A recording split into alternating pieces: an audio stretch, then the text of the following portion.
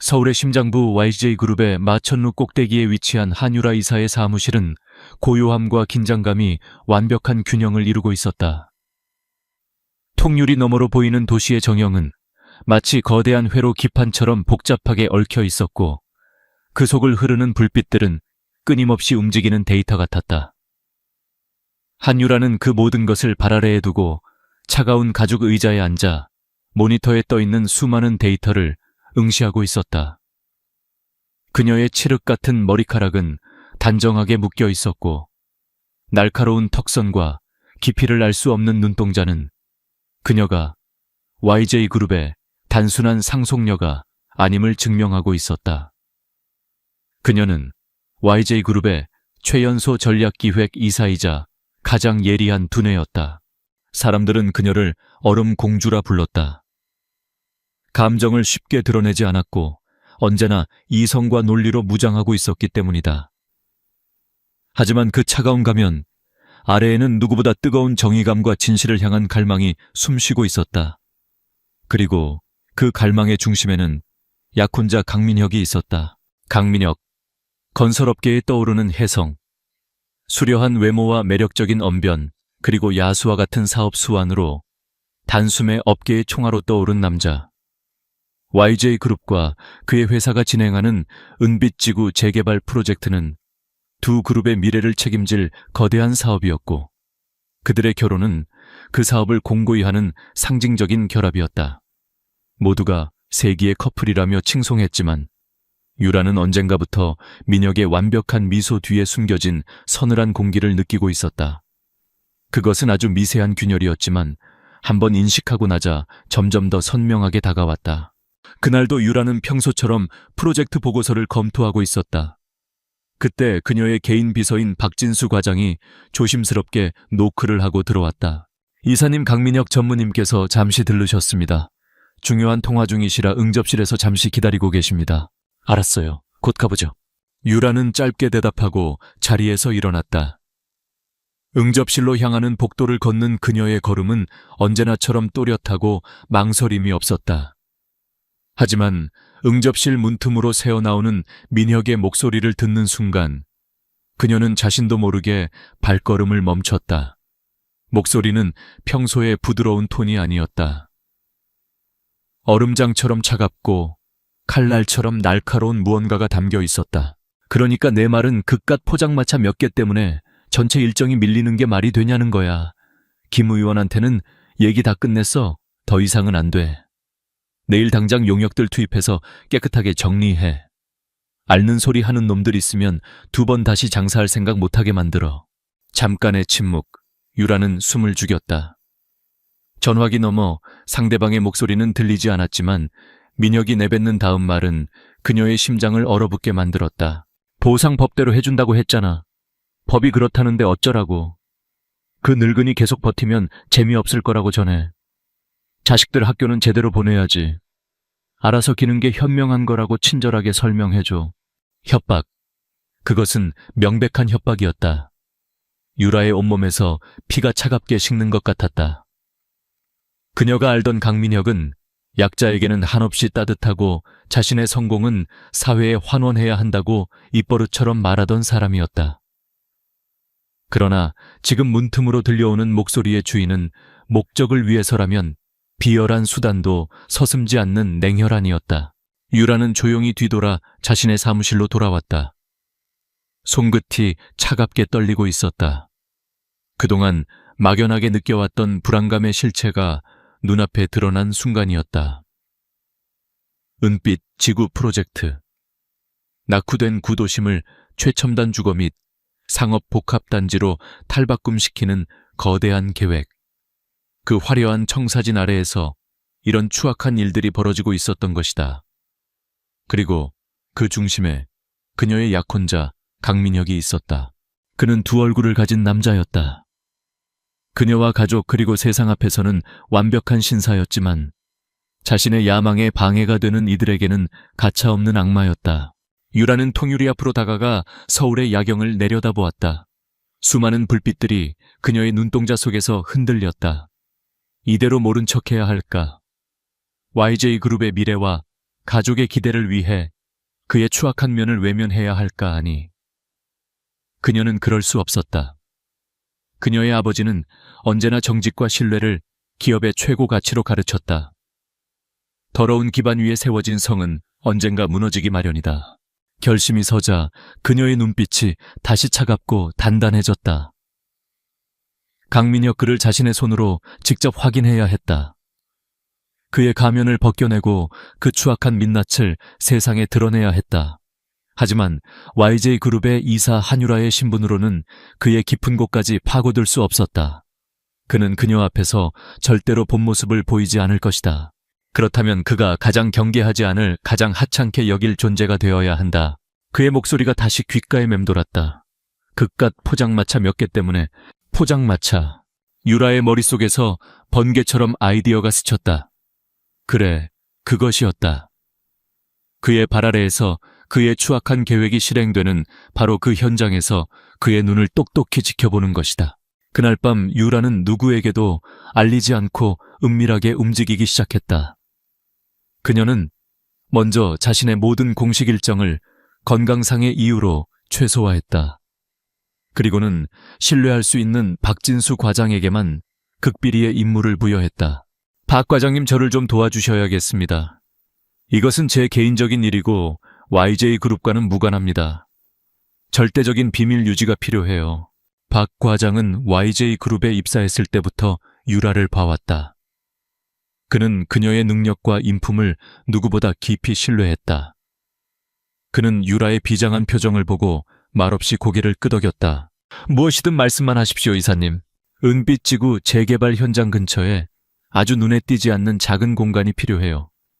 그리고 포장마차를 하나 구해주십시오. 떡볶이를 파는 아주 낡고 허름한 걸로요. 박 과장의 눈이 놀라움으로 커졌지만 그는 아무것도 묻지 않았다. 그는 유라가 허투루 행동할 사람이 아니라는 것을 알았다. 그는 묵묵히 유라의 지시를 이행했다. 며칠 후 은빛지구 재개발 공사장 소음이 가득한 허름한 골목 한편에 낡은 주황색 천막을 두른 떡볶이 포장마차가 들어섰다. 유라는 자신의 모든 것을 버리고 새로운 사람으로 다시 태어날 준비를 했다. 값비싼 명품 옷과 구두는 낡은 창고에 처박혔다. 그녀의 손에 들린 것은 경영 전략 보고서가 아닌 뜨거운 떡볶이 팬과 국자였다. 수년간 관리받아온 희고 고운 피부는 일부러 햇볕에 그을렸고 단정하던 머리는 아무렇게나 질끈 묶었다. 얼굴에는 주근깨를 그려넣고 값싼 안경을 썼다. 그녀는 완벽하게 다른 사람이 되었다. 세상에 찌들고 하루하루를 힘겹게 살아가는 오빈나라는 이름의 평범한 떡볶이 장수. 첫날 유라는 아니 빛나는 자신의 포장마차 앞에 서서 김이 모락모락 피어오르는 떡볶이를 국자로 저었다.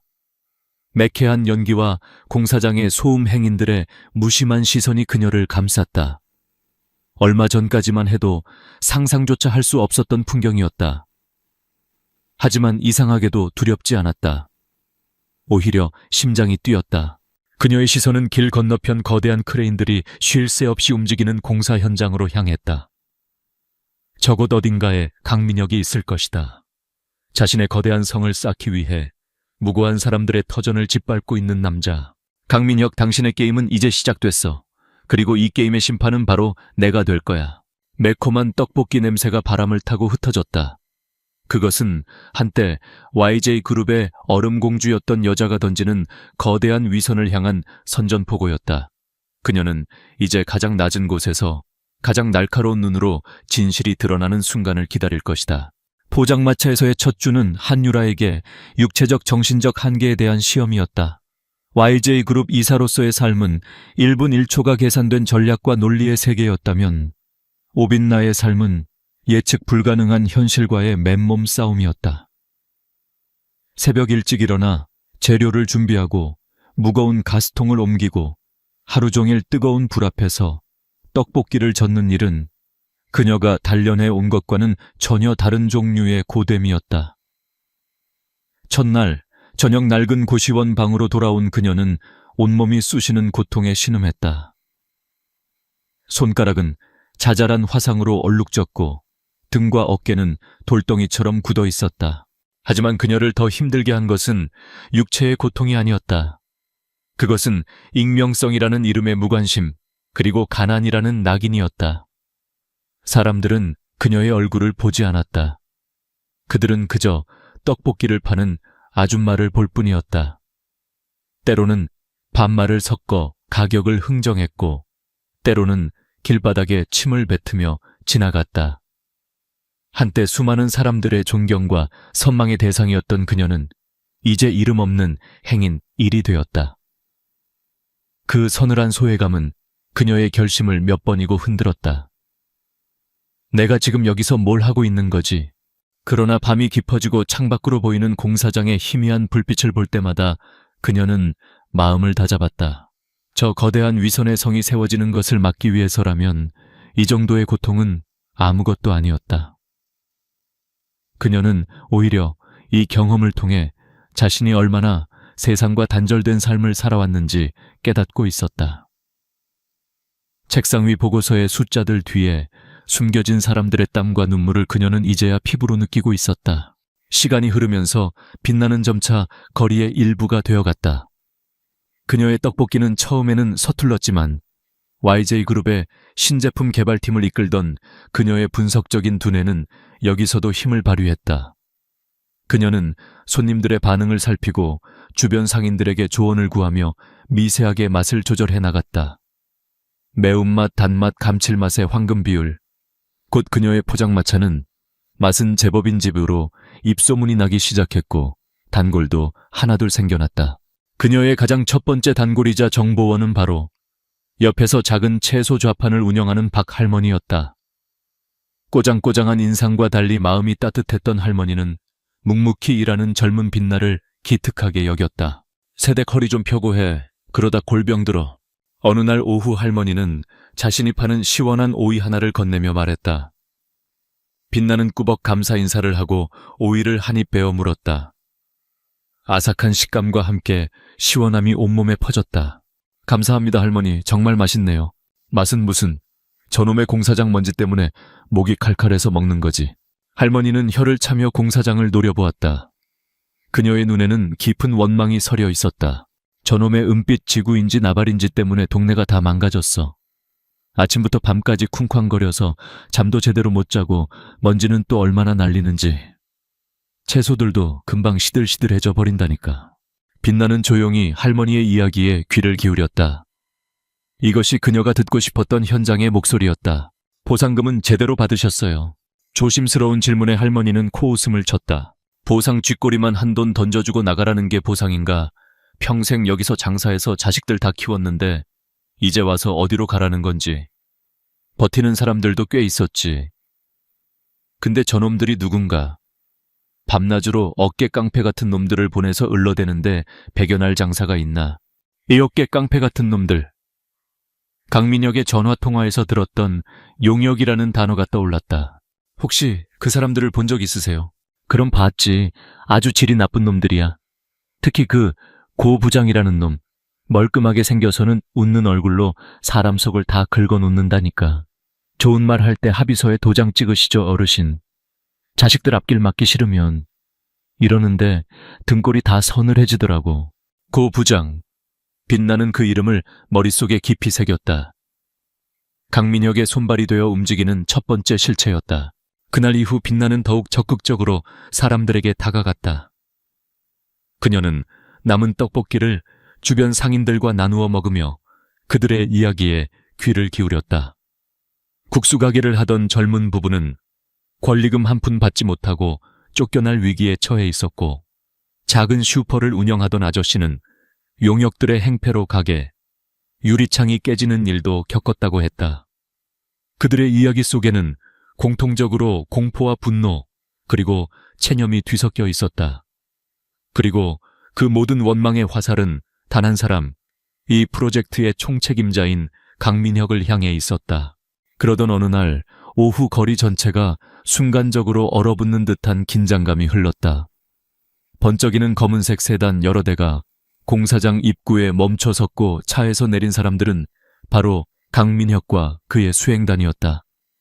이탈리아 명품 브랜드의 맞춤 정장을 완벽하게 차려입은 그는 이 누추한 거리와는 어울리지 않는 압도적인 존재감을 뿜어냈다. 빛나의 심장이 쿵 하고 바닥으로 떨어지는 것 같았다. 불과 몇 미터 떨어진 곳에 그가 있었다. YJ그룹 이사 한유라의 약혼자, 그리고 그녀가 모든 것을 버리고 쫓고 있는 목표물.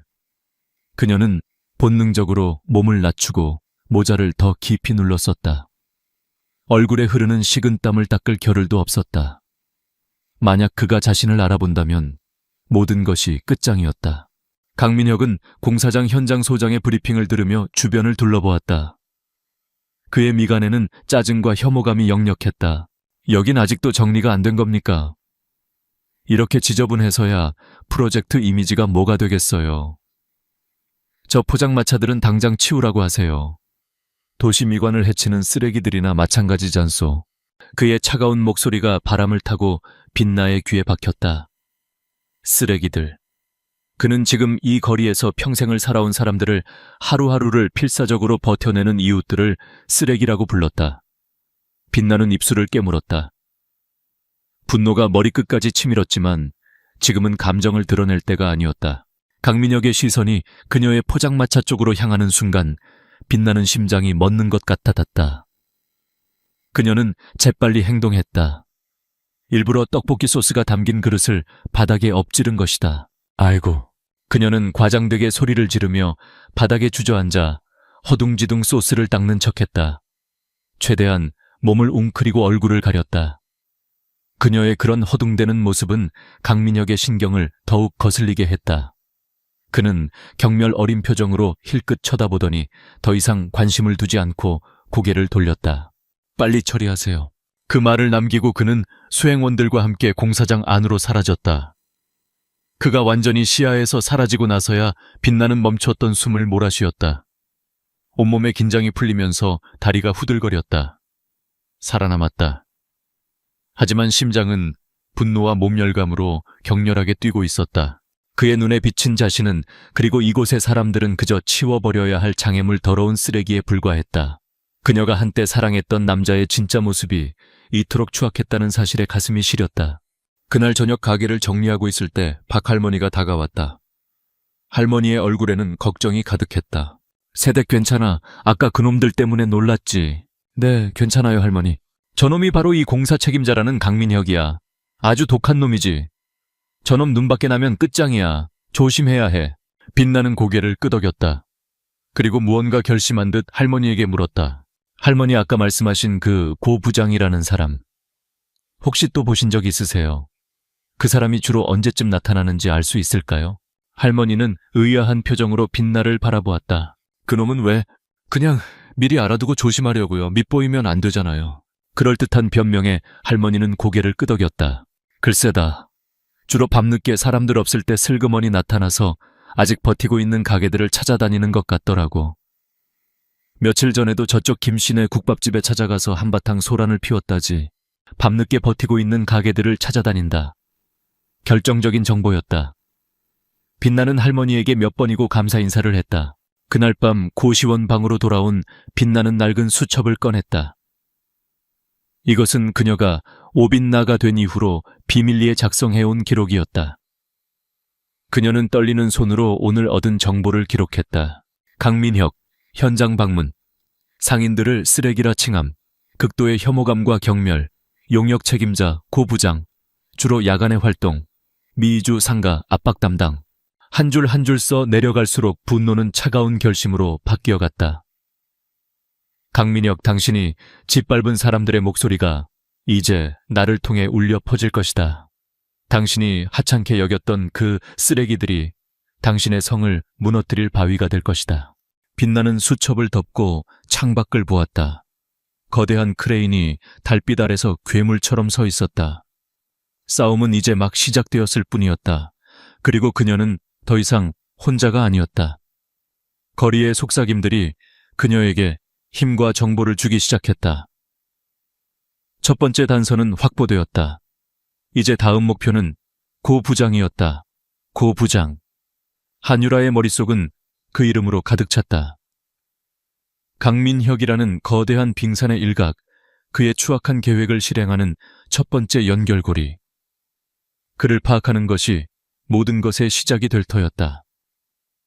그날 이후 빛나의 포장마차 영업시간은 밤늦게까지로 늘어났다.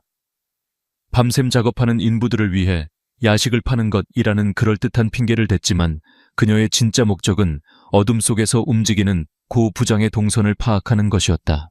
밤이 깊은 거리는 낮과는 전혀 다른 얼굴을 했다. 인적은 끊기고 공사장의 소음만이 간헐적으로 정막을 깼다.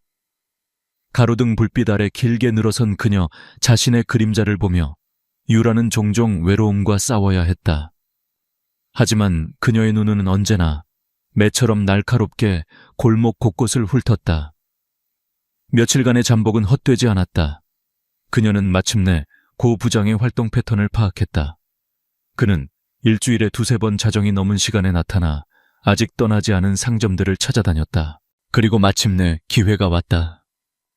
어느 늦은 밤 고 부장이 검은색 승용차에서 내려 길 건너편 국밥집으로 향하는 것을 발견했다.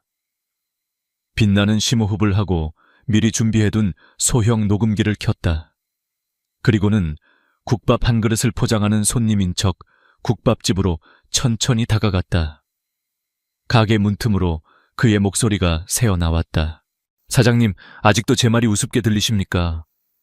다른 분들은 다 현실을 받아들이고 새 출발하셨는데 사장님만 이렇게 버티시면 저희도 곤란합니다. 목소리는 정중했지만 그 안에는 서늘한 도끼가 서려 있었다. 내 아들 같은 젊은이가 어떻게 그런 말을 해. 여기가 내 평생인데 이걸 버리고 어디로 가란 말이야. 국밥집 주인의 격앙된 목소리가 들려왔다. 고 부장은 피식 웃었다. 아드님, 참 잘 크셨더군요. 명문대 나와서 대기업 다니신다면서요? 그 앞길에 괜히 먹구름 끼게 할 필요는 없지 않겠습니까? 세상 일이라는 게 참 사소한 걸로도 발목 잡히기 쉽거든요. 명백한 협박. 빛나는 녹음기가 제대로 작동하고 있는지 다시 한번 확인하며 주먹을 꽉 쥐었다. 증거를 확보한 그녀는 조용히 몸을 돌려 자신의 포장마차로 돌아왔다. 그날 밤 고시원의 작은 방에서 유라는 안전한 비공개 회선으로 박진수 과장에게 연락했다. 그녀는 낮고 빠른 목소리로 상황을 설명하고 고 부장의 이름과 녹음 파일을 전송했다. 박 과장님, 고철민이라는 사람입니다. 은빛 지구 현장에서 용역들을 관리하는 책임자인 것 같아요. 이 사람의 뒷조사를 부탁드립니다. 그리고 강민혁 전무의 회사 태강건설이 이 프로젝트와 관련해서 지출한 용역 비용 내역도 확인해 주세요. 뭔가 비정상적인 부분이 있을 겁니다. 알겠습니다, 이사님. 즉시 알아보겠습니다. 부디 몸 조심하십시오. 박 과장의 목소리에는 깊은 우려가 담겨 있었다. YJ그룹의 귀한 후계자가 범죄가 들끓는 현장에서 홀로 싸우고 있다는 사실이 그는 믿기지 않고 또 가슴 아팠다. 며칠 후 박 과장에게서 연락이 왔다. 그가 전해온 정보는 유라의 예상이 맞았음을, 아니 그 이상으로 끔찍한 진실이 숨겨져 있음을 보여주었다. 이사님, 놀라지 말고 들으십시오. 고철민은 단순한 용역 깡패가 아닙니다. 그의 전과는 폭행 협박 등으로 화려하고 무엇보다 악명 높은 사채업체 베코캐피탈의 행동대장 출신입니다. 베코캐피탈이라면 내 살인적인 이자와 무자비한 채권 추심으로 여러 사람 인생 망가뜨린 바로 그곳입니다. 대표는 마상철이라는 자인데 아주 질이 안 좋은 인물입니다. 더 충격적인 것은 태강건설이 계약한 보안용역업체가 서류상으로만 존재하는 유령 회사이며 그 회사의 실소유주가 바로 베코캐피탈이라는 점입니다. 유라의 머릿속에서 퍼즐 조각들이 맞춰지기 시작했다. 강민혁이 태강건설을 통해 유령 용역 회사에 거액의 비용을 지불하면 그 돈은 고스란히 마상철의 사채업체로 흘러 들어간다. 이것은 단순한 철거민 압박이 아니었다. 거대한 비자금 조성이자 돈 세탁이었다. 용역 비용은 어떻습니까? 터무니없이 높게 책정되어 있습니다. 일반적인 시세의 3배가 넘습니다. 이 정도 규모의 자금을 강 전무 혼자서 움직일 수는 없었을 겁니다. 분명 내부 혹은 외부에 거대한 조력자가 있을 겁니다. 조력자, 유라의 눈빛이 차갑게 빛났다. 강민혁의 야망은 그녀가 생각했던 것보다 훨씬 크고 그 뿌리는 더욱 깊었다. 그녀의 수사는 새로운 국면으로 접어들었다. 이제 목표는 고 부장을 넘어 강민혁과 마상철, 그리고 그 뒤에 숨어 있을지 모를 미지의 조력자 사이의 연결고리를 찾는 것이었다. 그녀는 밤의 관찰을 계속했다. 그러던 어느 비오는 밤 기회는 다시 찾아왔다. 쏟아지는 비를 핑계로 포장마차 천막을 깊게 내린 채 그녀는 평소보다 더 늦게까지 자리를 지키고 있었다. 그때 낯선 고급 세단 한 대가 골목 어귀에 조용히 멈춰섰다. 고철민 부장이 우산을 들고 차로 달려갔고 차에서는 잘 차려입은 중년 남자가 내렸다. 강민혁이 아니었다. 하지만 그의 온몸에서는 일반인과는 다른 권위적인 분위기가 흘러나왔다. 빛나는 본능적으로 위험을 감지하고 몸을 숨겼다. 그녀는 방수팩에 넣어둔 비상용 휴대폰을 꺼내 카메라를 켰다. 빗줄기 때문에 시야가 흐렸지만 그들의 모습을 놓치지 않으려 애썼다. 두 사람은 어두운 골목 안쪽에서 잠시 대화를 나누었다. 고 부장은 연신 허리를 굽히며 아첨했고 중년 남자는 가끔 고개를 끄덕일 뿐이었다. 대화가 끝나고 남자는 두툼한 서류 봉투를 고 부장에게 건네고는 서둘러 차를 타고 사라졌다. 빛나는 떨리는 손으로 그 장면을 몇 장의 사진으로 남겼다. 화질은 엉망이었지만 남자의 얼굴 윤곽은 희미하게나마 식별이 가능했다. 그녀는 즉시 사진을 박 과장에게 전송했다. 이 사람이 누구인지 확인해 주세요. 오늘 밤 고철민과 접선했습니다. 답장은 생각보다 빨리 왔다. 하지만 그 내용은 유라의 심장을 철렁 내려앉게 만들었다. 이사님, 이 사람은 서울시 도시계획국 최규식 국장입니다. 은빛 지구 재개발 사업의 인허가 최종 승인권자입니다. 최규식 국장. 모든 조각이 마침내 하나의 끔찍한 그림으로 완성되었다. 강민혁, 최규식, 그리고 마상철. 세 사람을 잇는 검은 커넥션. 유라는 머릿속으로 전체적인 구도를 그렸다. 강민혁이 사업 총책임자로서 계획을 주도한다. 최규식 국장은 공무원으로서의 지위를 이용해 터무니없는 사업 예산을 승인해주고 각종 불법적인 행위들을 눈감아준다. 그 대가로 뇌물을 받는다. 부풀려진 예산은 마상철의 유령 회사를 통해 용역비라는 명목으로 빼돌려지고 마상철은 이 돈을 세탁하여 강민혁과 최규식에게 지분을 나누어 준다. 이것은 완벽한 부패의 삼각편대였다. 그녀는 고시원 방 차가운 바닥에 주저앉았다. 사건의 규모는 그녀의 상상을 초월했다. 이것은 이제 약혼자의 비리를 밝히는 개인적인 차원의 문제가 아니었다. 사회의 근간을 흔드는 거대한 범죄였다. 어떻게 해야 하지? 경찰에 신고하는 것은 위험했다. 최규식 국장의 영향력이 어디까지 미치는지 알 수 없었다. 어설프게 찔렀다가는 증거는 인멸되고 오히려 그녀가 위험해질 수 있었다. 그들에게 필요한 것은 세 사람의 관계를 명백하게 증명할 빼도 박도 못하는 결정적인 증거였다. 그녀는 다시 박 과장에게 연락했다. 과장님, 저희가 직접 증거를 잡아야겠습니다. 세 사람이 모두 한자리에 모이도록 판을 짜야 합니다. 이사님, 너무 위험합니다. 그들은 보통 사람들이 아닙니다. 알고 있습니다. 하지만 다른 방법이 없습니다. 이 괴물들을 잡으려면 우리도 기꺼이 미끼가 되어야 합니다. 유라의 목소리에는 한치의 망설임도 없었다. 박 과장은 잠시 침묵하더니 결심한 듯 대답했다. 알겠습니다. 이사님의 뜻이 그렇다면 목숨을 걸고 따르겠습니다. 무엇을 준비하면 되겠습니까? 그 순간부터 한유라의 사무실은 YJ그룹의 전략기획실이 아닌 거대한 범죄 네트워크를 무너뜨리기 위한 비밀작전 본부가 되었다. 유라는 거리에서 현장 정보를 수집하고 박 과장은 안에서 데이터를 분석하며 함정을 설계하기 시작했다. 그들의 목표는 단 하나 뱀의 머리인 강민혁과 그의 두 날개인 최규식, 마상철을 동시에 같은 장소로 끌어들여 그들의 거래 현장을 덮치는 것이었다. 치밀하고 위험한 덫이 조용히 그리고 단단하게 놓이기 시작했다. 한때 그의 약혼녀였던 여자가 이제 그의 숨통을 끊기 위한 가장 날카로운 사냥꾼이 되어가고 있었다. 강민혁의 인내심이 바닥을 드러내기 시작했다. 은빛지구 프로젝트는 그의 야망의 집대성이자 그를 더 높은 곳으로 이끌어줄 발판이었다. 그러나 지지부진한 부지 정리 문제와 예상치 못한 내부 감사 시스템의 강화, 한유라가 박 과장을 통해 은밀히 실행한 조치였다로 인해 자금 흐름이 예전처럼 원활하지 않게 되자 그의 미간에는 깊은 주름이 잡혔다. 그는 더 이상 신사적인 방법으로 시간을 끌 생각이 없었다. 그의 분노는 고스란히 고철민 부장에게로 향했다.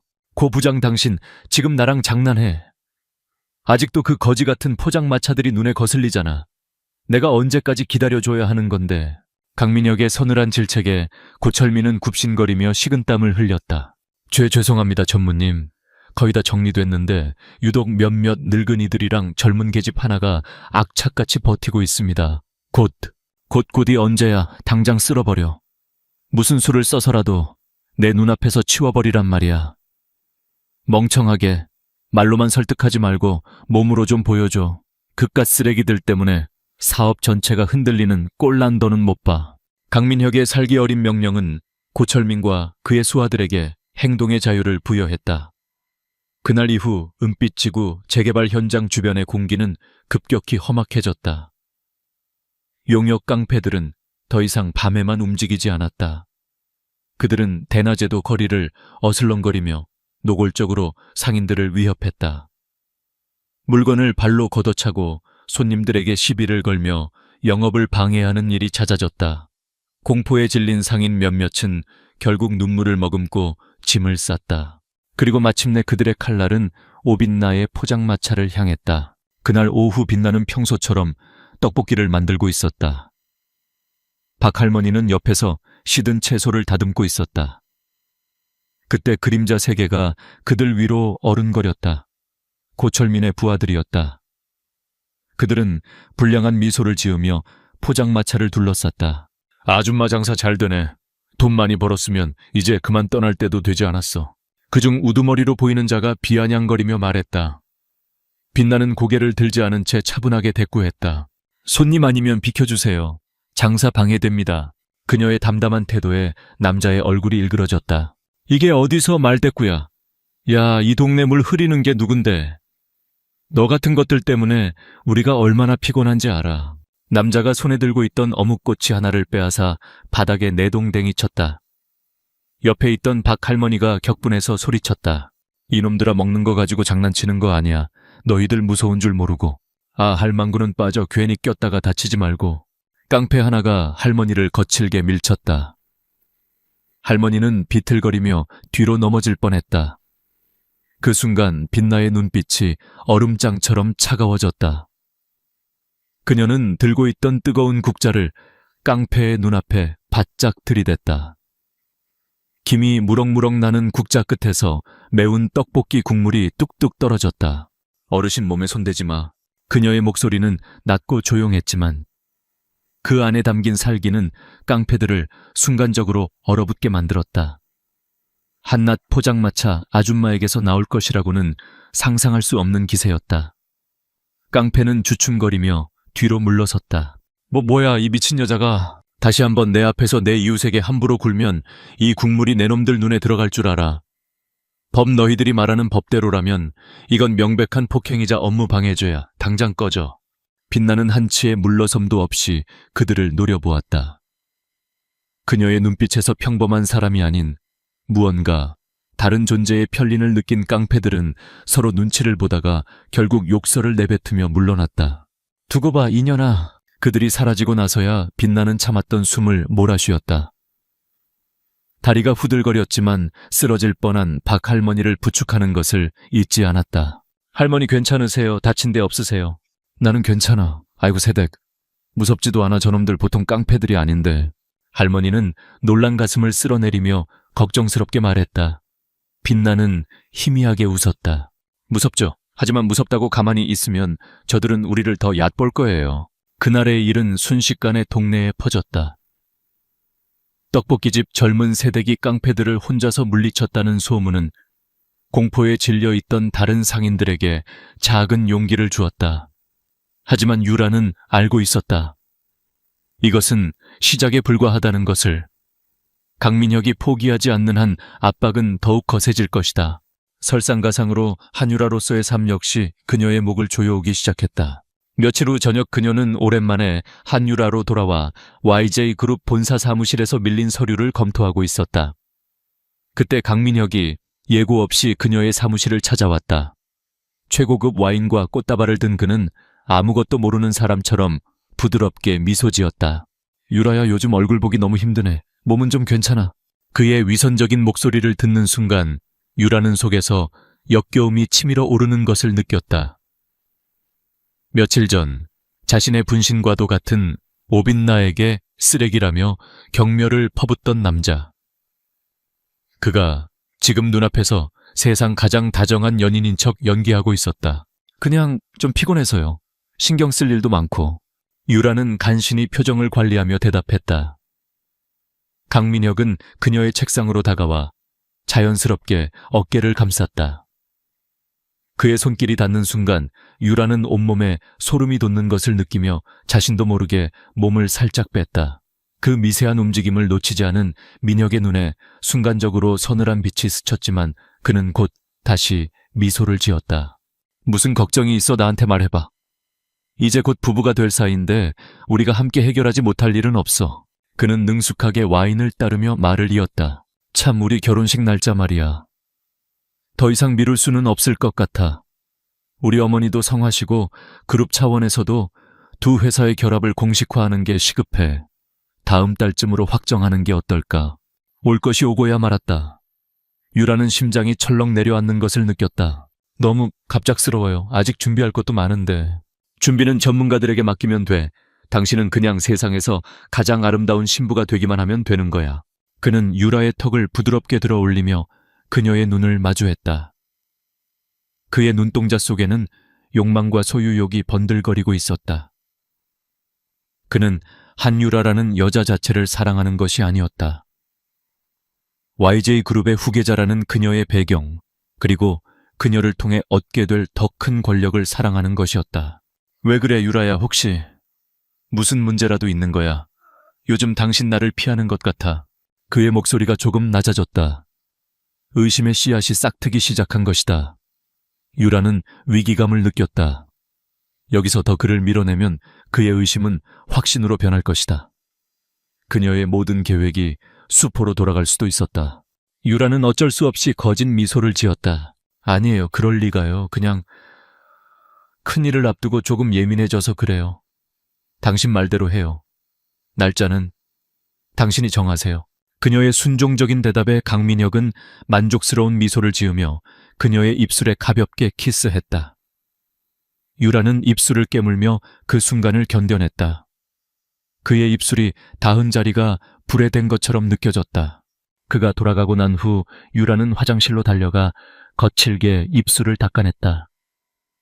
거울에 비친 자신의 모습은 창백하고 위태로워 보였다.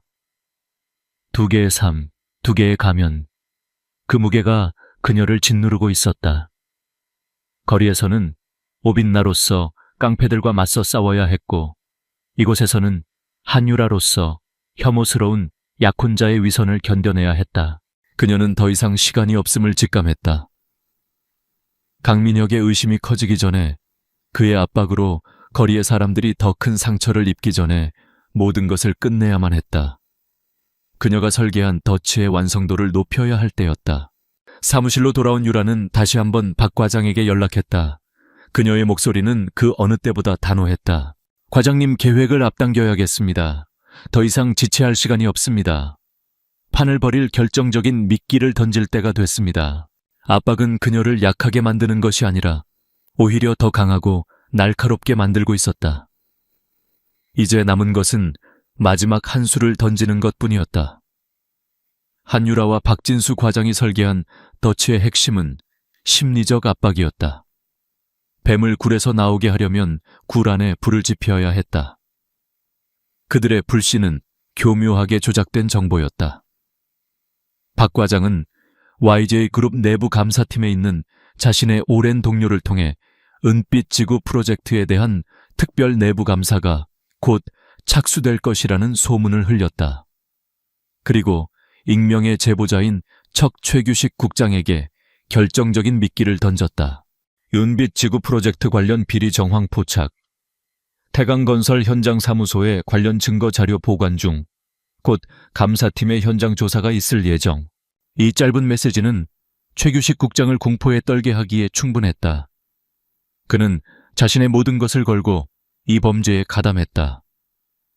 만약 여기서 무너진다면 그의 남은 인생은 차가운 감옥에서 썩게 될 터였다. 그는 다급하게 강민혁에게 연락했다. 강전무 지금 당장 만나야겠네. 일이 터졌어. 최 국장의 패닉에 찬 목소리를 들은 강민혁은 순간적으로 상황의 심각성을 깨달았다. 그는 자신의 현장 사무실에 무엇이 있는지 누구보다 잘 알고 있었다. 그곳에는 만일의 사태를 대비해 모든 거래 내역을 이중으로 기록해둔 비밀 장부가 숨겨져 있었다. 최규식 국장에게 흘러들어간 뇌물의 액수 마상철의 유령 회사로 빼돌린 자금의 흐름이 모두 담겨있는 그들의 목숨줄이나 다름없는 물건이었다.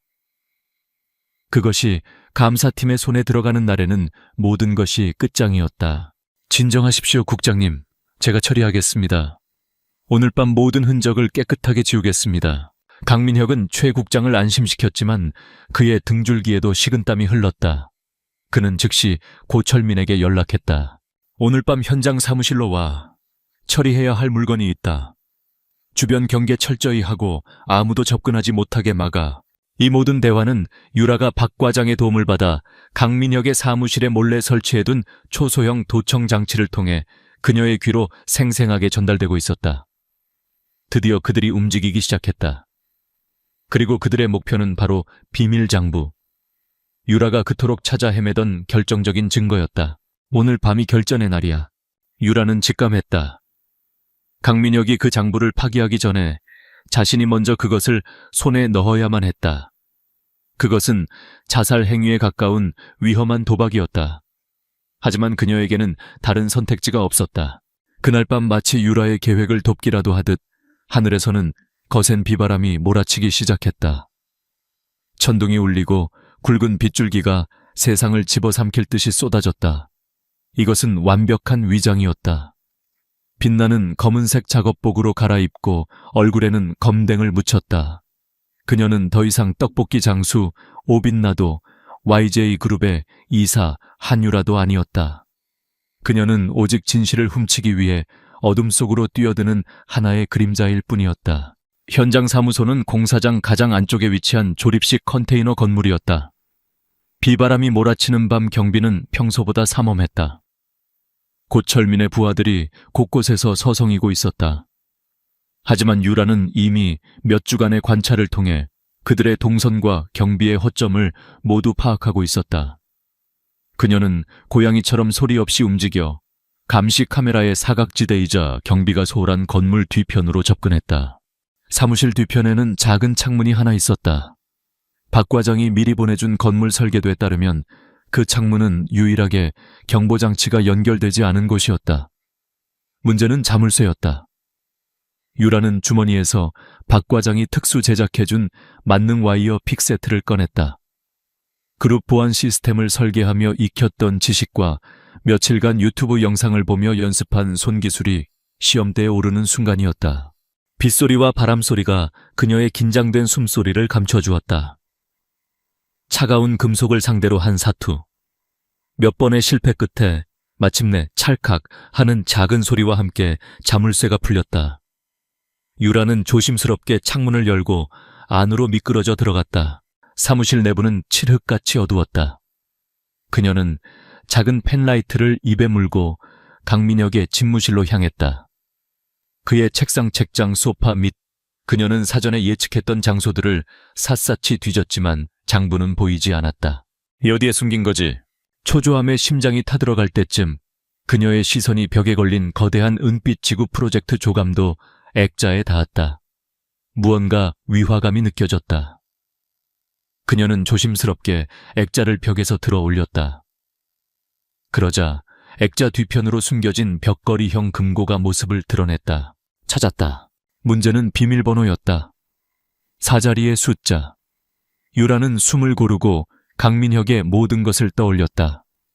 그의 생일 너무 뻔하다. 회사의 창립 기념일 가능성이 있다. 하지만 강민혁처럼 자기애가 강한 남자는 자신에게 가장 의미 있는 숫자를 사용할 것이다. 유라는 자신의 생년월일을 눌러보았다. 아니었다. 그럼 YJ그룹에 처음 입사한 날 아니었다.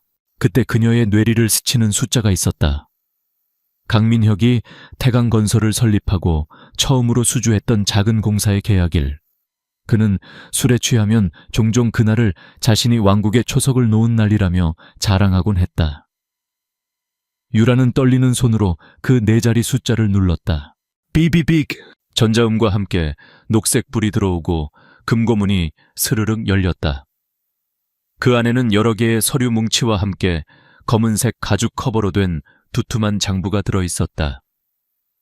유라는 그것을 꺼내 품에 안았다. 심장이 미친 듯이 뛰었다. 해냈다. 바로 그 순간이었다. 사무실 밖에서 자동차 엔진 소리가 들려왔다. 강민혁과 고철민이 도착한 것이다. 젠장.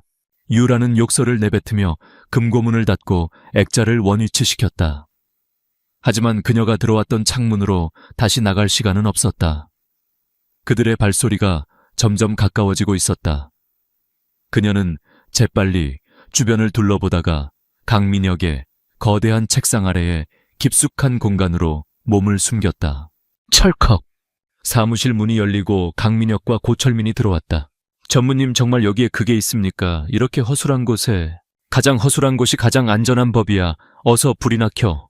불이 켜지고 유라는 책상 아래 틈으로 그들의 다리를 볼 수 있었다. 그녀는 숨소리조차 죽였다. 조금이라도 소리를 내거나 움직이면 그대로 끝장이었다. 강민혁은 익숙하게 액자를 내리고 금고를 열었다. 그리고 그 안이 텅 비어 있는 것을 발견했다. 없어. 그의 목소리는 믿을 수 없다는 듯한 충격으로 가득 차 있었다. 뭐가 없다는 말씀이십니까? 장부가 없어졌어. 누가 훔쳐갔다. 강민혁의 이성을 잃은 고함이 사무실을 울렸다. 그는 미친 사람처럼 주변을 둘러보았다. 고철민과 그의 부하들은 당황하여 어쩔 줄 몰라 했다. 누구야, 어떤 놈이 감히 내 물건에 손을 대. 강민혁이 분노에 차 책상을 발로 걷어찼다. 그 충격으로 책상 위의 서류들이 우수수 바닥으로 쏟아졌다. 유라는 바로 자기 머리 위에서 일어난 일에 심장이 멎는 것 같았다. 당장 샅샅이 뒤져 공사장 전체를 이 잡듯 뒤져서라도 그놈을 찾아내 절대로 이 건물을 빠져나가지 못하게 해. 고철민과 부하들이 다급하게 밖으로 뛰쳐나갔다. 사무실에는 강민혁 혼자 남아 분노를 사귀고 있었다. 유라는 절호의 기회라고 생각했다. 그녀는 그가 밖으로 나간 부하들에게 소리치는 틈을 타 책상 아래에서 조용히 빠져나와 반대편 창고 쪽으로 몸을 숨겼다. 다행히 그의 시선은 문 쪽을 향해 있었다. 유라는 창고의 작은 환풍구를 발견했다. 아주 좁았지만 그녀의 몸이라면 간신히 빠져나갈 수 있는 크기였다. 그녀는 마지막 힘을 다해 환풍구 덮개를 뜯어내고 빗물이 들이치는 좁은 통로로 몸을 밀어 넣었다. 차가운 빗물이 온몸을 적시고 날카로운 철판에 살이 긁혔지만 고통을 느낄 겨를도 없었다. 그녀는 마침내 건물 밖으로 빠져나오는 데 성공했다. 칠흑 같은 어둠과 쏟아지는 비가 그녀의 완벽한 은신처가 되어주었다. 고시원 방으로 돌아왔을 때 그녀의 온몸은 흠뻑 젖은 생쥐꼴이었다. 하지만 그녀의 품에는 검은 비밀 장부가 따뜻하게 안겨 있었다. 그녀는 문을 걸어 잠그고 바닥에 주저앉았다. 긴장이 풀리자 온몸이 사시나무처럼 떨렸다. 그녀는 장부를 펼쳤다. 그 안에는 날짜별로 사람 이름과 금액이 빽빽하게 적혀 있었다. 강민혁의 추악한 왕국을 송두리째 무너뜨릴 수 있는 피와 눈물로 얼룩진 증거였다. 유라는 젖은 얼굴 위로 흐르는 것이 빗물인지 눈물인지 알 수 없었다. 기나긴 밤은 끝났다. 이제 심판의 아침을 맞이할 시간이었다. 비밀 장부를 손에 넣은 한유라는 하룻밤 사이에 다시 YJ그룹의 전략기획 이사로 돌아왔다. 하지만 그녀는 더 이상 과거의 한유라가 아니었다. 거리의 먼지와 사람들의 눈물, 그리고 배신의 상처를 겪어낸 그녀의 눈빛은 강철처럼 단단해졌고 그 안에는 폭풍 전야의 고요함 같은 결의가 서려 있었다. 그녀는 박진수 과장과 함께 밤을 새워 장부의 모든 내용을 분석하고 강민혁의 범죄를 입증할 완벽한 증거 자료들을 정리했다. 돈 세탁의 흐름을 보여주는 도표 관련자들의 관계도, 피해자들의 증언 영상, 그리고 고철민과 최규식 국장의 모습이 담긴 사진까지. 모든 것은 단 한 번의 결정적인 순간을 위해 준비되었다. 그녀는 아버지인 한 회장에게 긴급 이사회를 소집해달라고 요청했다. 안건은 은빛지구 프로젝트 긴급 현안 보고. 한편 장부를 도난당한 강민혁은 패닉 상태에 빠져 있었다. 그는 미친 듯이 주변을 족쳤지만 범인의 흔적조차 찾을 수 없었다.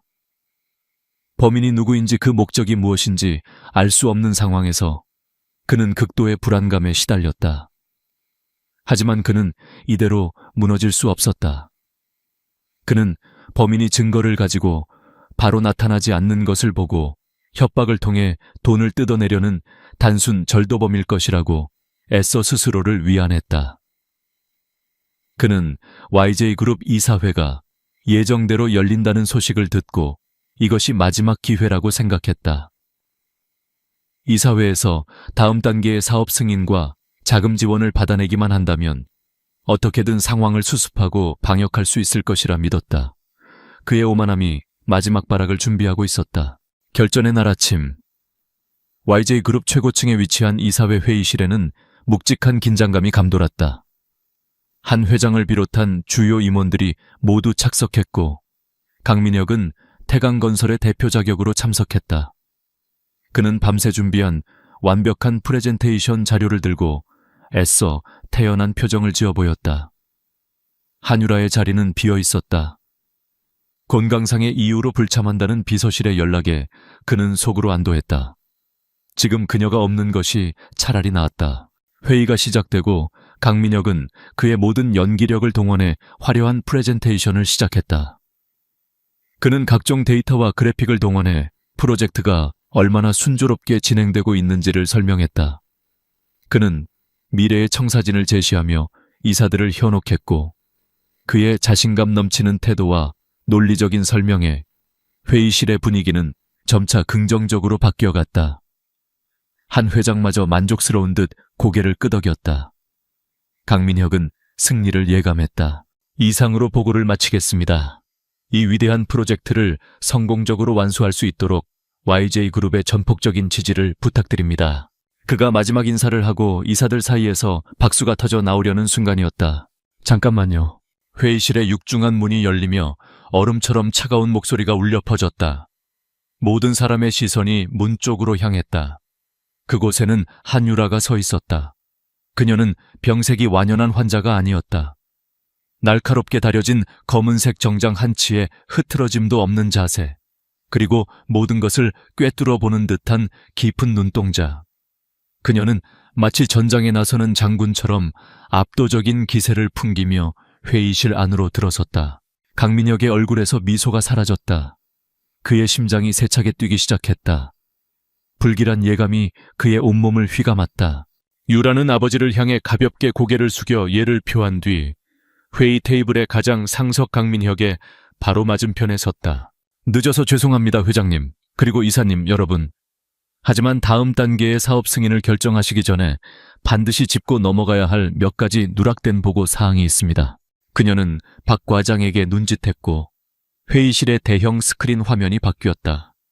첫 번째로 나타난 것은 은빛 지구의 철거민들이 눈물을 흘리며 호소하는 영상이었다.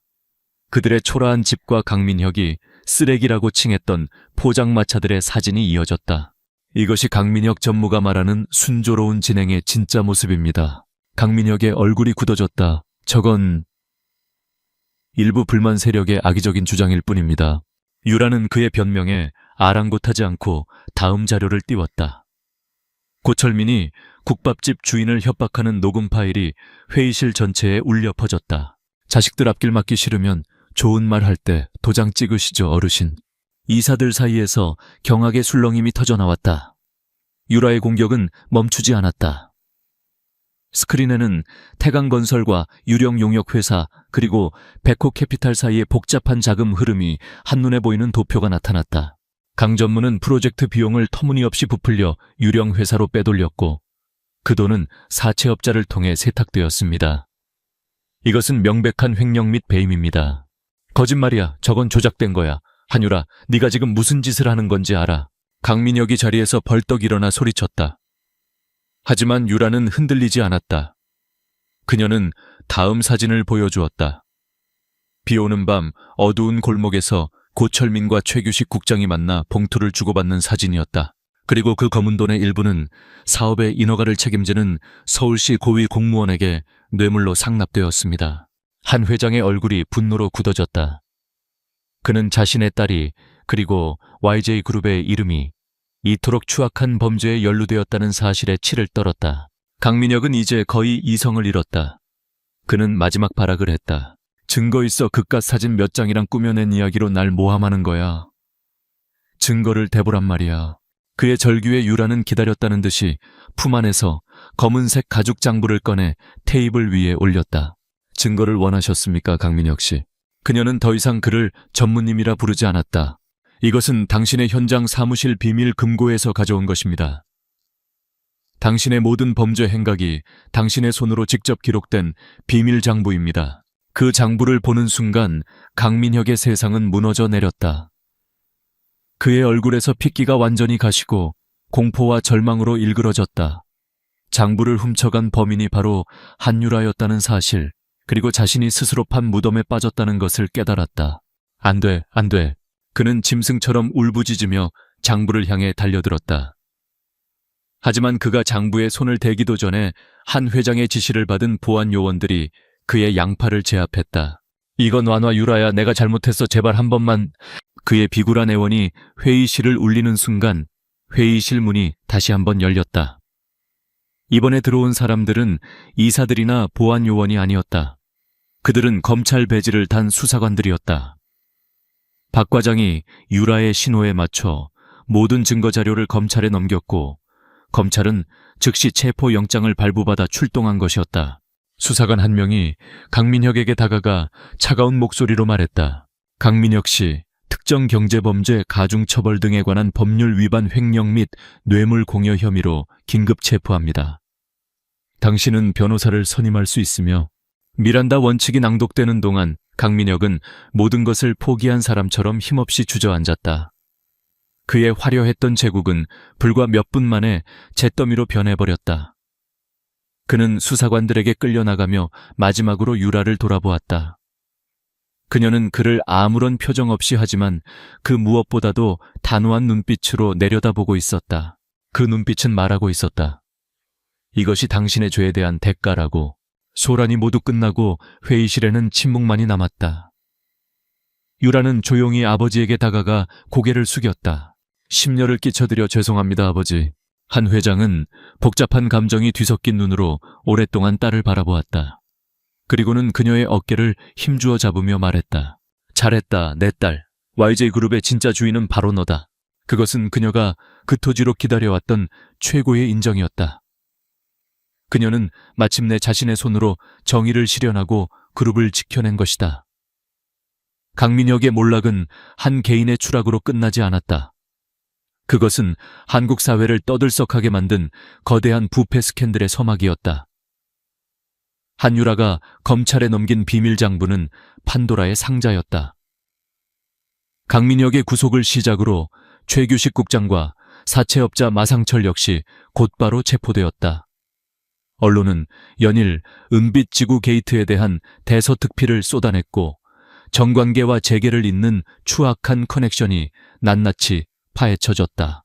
여론의 문매를 맞게 된 YJ그룹은 창사 이래 최대의 위기에 직면했다. 하지만 한 회장은 도망치지 않았다.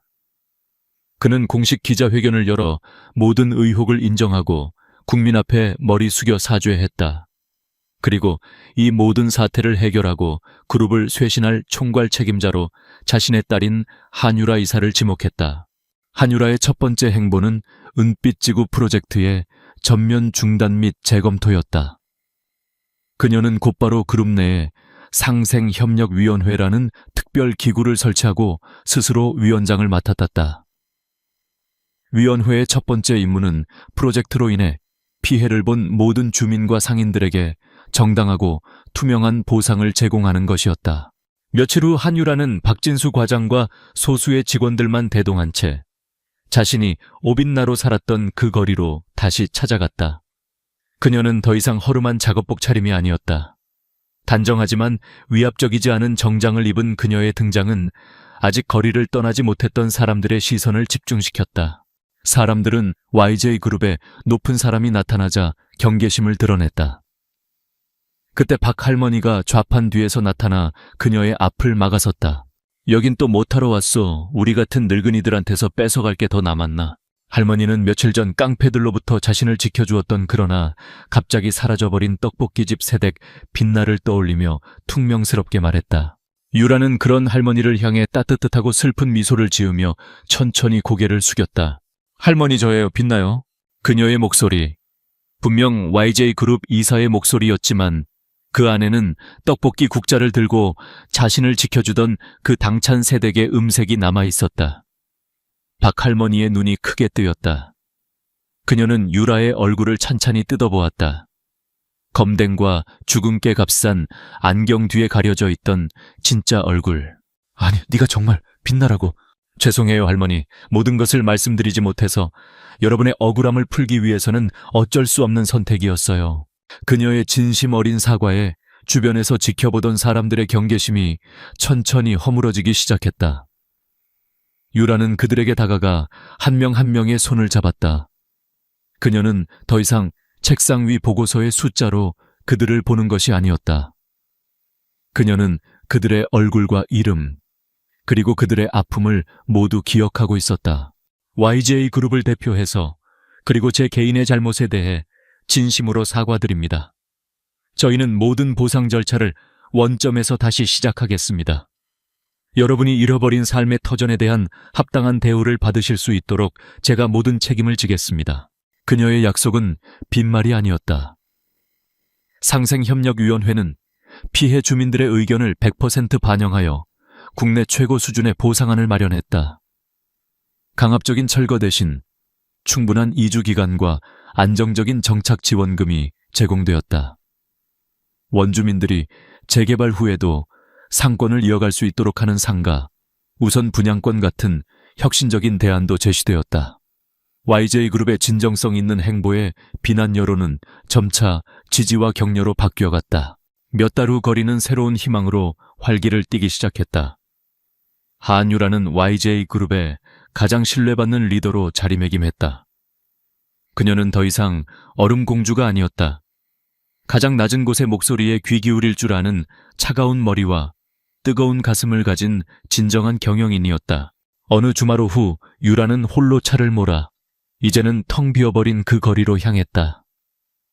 그녀가 운영했던 떡볶이 포장마차가 있던 자리는 깨끗하게 치워져 있었다. 그녀는 그 자리에 한참을 서서 지난 몇 달간의 시간을 조용히 돌아보았다. 그녀는 약혼자를 잃었지만 자기 자신을 되찾았다. 거짓된 사랑과 안락한 미래를 버리는 대신 정의와 사람을 얻었다. 아픔과 배신은 그녀에게 지울 수 없는 상처를 남겼지만 동시에 그녀를 더 강하고 현명한 사람으로 만들었다. 그녀는 하늘을 올려다보았다. 석양이 물든 하늘은 마치 새로운 새벽을 예고하는 듯 붉고 아름다웠다. 그녀는 이제 더 이상 두렵지 않았다. 그녀의 어깨 위에는 YJ그룹의 미래와 수많은 사람들의 삶이 놓여 있었지만 그 무게를 기꺼이 짊어질 준비가 되어 있었다. 차로 돌아온 그녀는 아버지에게 문자를 보냈다. 아버지, 저 유라예요. 이제 정말 제 손으로 YJ를 이끌어보고 싶어요. 곧바로 답장이 왔다. 언제나 믿고 있었다. 사랑한다, 내 딸. 유라는 휴대폰 화면을 보며 조용히 미소 지었다. 그것은 새로운 시작을 알리는 세상에서 가장 따뜻한 신호였다. 그녀는 자동차 시동을 걸고 희망이라는 이름의 새로운 아침을 향해 힘차게 엑셀을 밟았다.